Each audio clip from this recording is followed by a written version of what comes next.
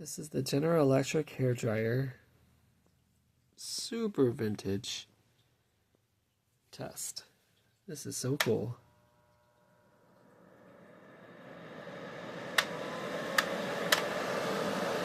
So it definitely works.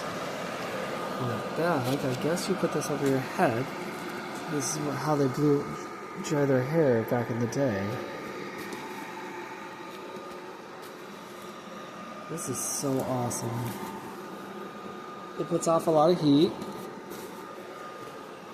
I guess if someone's going to do like a perm or something like that, this is what they would want.